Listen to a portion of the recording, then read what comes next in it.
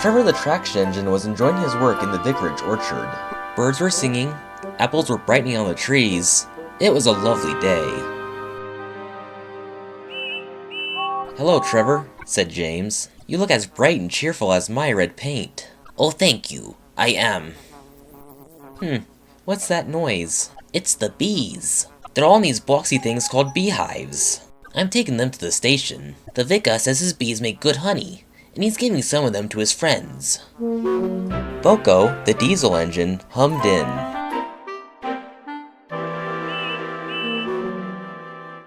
"Take care, you two. Don't make the bees angry. They might sting you." James didn't like being told what to do by a diesel, and he buzzed away. "Goodbye, Trevor," called Boko, and he set off to the next station.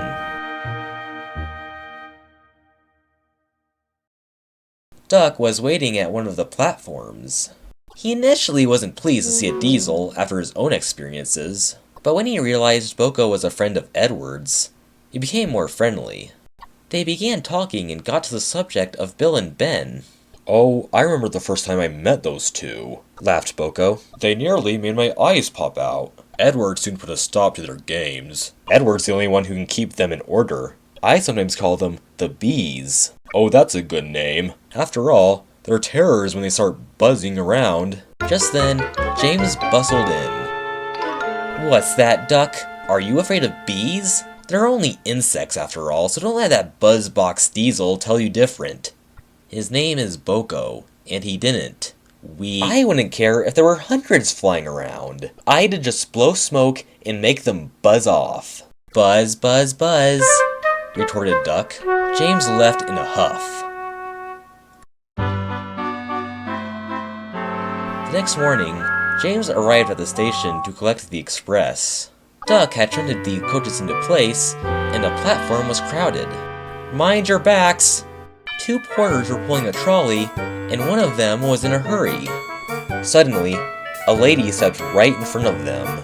The porters quickly stopped, but this caused the beehive to fall over and break open.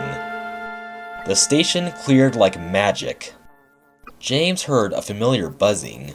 The bees were too cold to be cross, so they buzzed around the fireman, hoping he would mend their hive. But he didn't understand, nor did his driver. So the bees turned to James. His boiler was nice and warm. Buzz off, hissed James. One bee burned its foot. "Ooh, ow, ow, ow, ooh!" The bee thought James had burned it on purpose.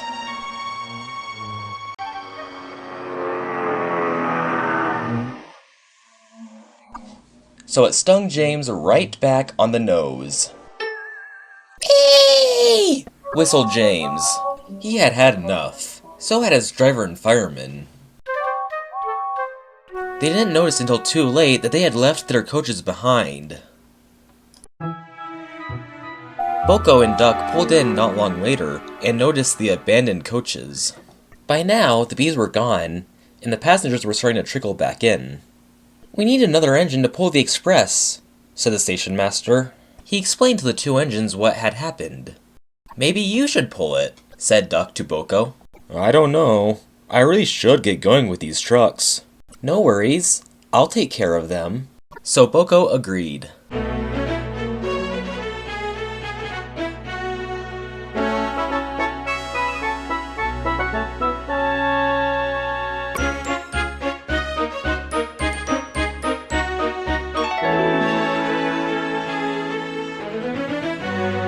He made up for some of the lost time, and Sir Topham Hatt was pleased with him.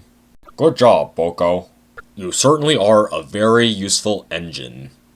Meanwhile, James was trying everything to get rid of the bees. First, he spun on the turntable to no avail.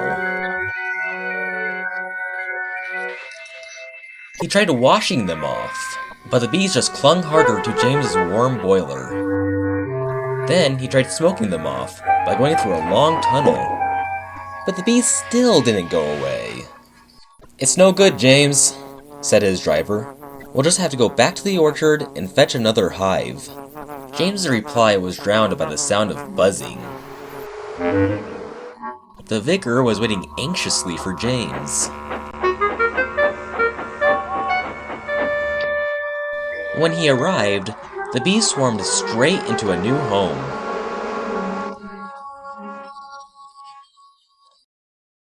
Come on, James. What you need now is a good hose down. When James arrived back at the sheds, all the engines were talking about a new type of beehive on wheels. A red one, in fact. Then, when James pulled back into a berth, they all looked at him and said, "Buzz, buzz, buzz," and laughed. James thought they were being very silly. You know, James, I am glad you were able to save the vicar's bees and return them to the orchard. James didn't say a word. Though I will say, it's a shame it's not Christmas time. Huh? Why? Because then we could call you James the Red-Nosed Engine. Everyone laughed, even James.